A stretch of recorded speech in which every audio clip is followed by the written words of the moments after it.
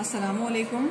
आज हम जमात में बच्चों को कसरों का छोटा बड़ापन समझाने के लिए एक दफ्ती की मदद से आसान सा वसाइल तैयार किए हैं और ये वसाइल बहुत ही कारआमद है बच्चों को कसरों का छोटा बड़ापन समझाने के लिए।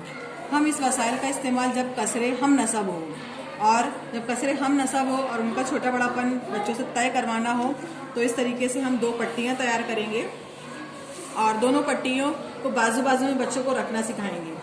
जब बच्चे बाजू में रखेंगे दोनों पट्टियों को तो यहाँ पर देखिए ये कसर है 1/3 और ये 2/3।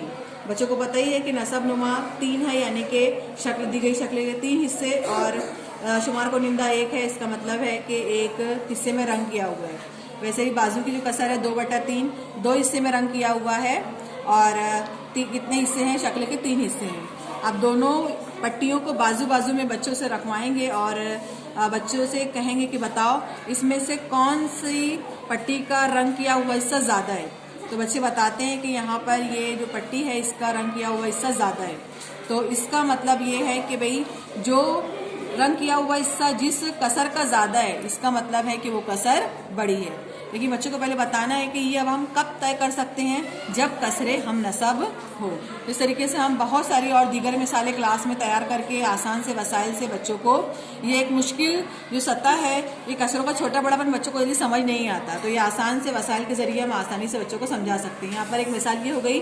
अभी यहाँ पर एक मिसाल और लेंगे। यहाँ पर ये 4/5 है और ये 2/5 है।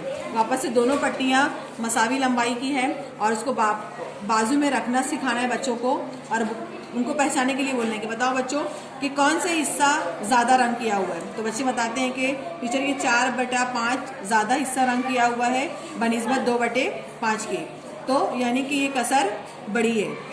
2/5 कसर छोटी है 4/5 से और 4/5 कसर बड़ी है 2/5 से। तो इस तरीके से हमने इसको बैक टू बैक भी इस्तेमाल किए। यहाँ पर एक और कसर ले लिए। यहाँ पर एक कसर और तैयार होती है 2/4 और यहाँ पर है 3/4। यहाँ पर एक शक्ल के 4 हिस्से यानी कि नसब नुमा 4 है और 2 हिस्से में रंग किया हुआ है और यहाँ पे वापस से हम नसब कसरे हैं 2/3 और 3/4 में पहचानना है बच्चों को कि कौन सी कसर बड़ी है। तो बच्चे बाजू में दोनों पट्टियों को रखते हैं और बताते हैं कि टीचर ये जो हिस्सा रंग किया हुआ ज़्यादा है इसका, तो इसका मतलब है ये वाली कसर बड़ी है। ये हिस्सा रंग किया हुआ कम है और ये ज़्यादा है, तो इसके लिए कसर बड़ी है। और यहाँ पर ये कसर इसमें से ये कसर का रंग किया हुआ हिस्सा ज़्यादा है और इसका कम है, तो इसका मतलब है ये कसर बड़ी है। 6/8 कसर बड़ी है 3/8 से। 3/8 कसर छोटी है यहाँ पर। इस तरीके से आसान से वसाइल की मदद से हम नसब कसरों का छोटा बड़ापन तय करना हम आसानी से बता सकते हैं बच्चों को।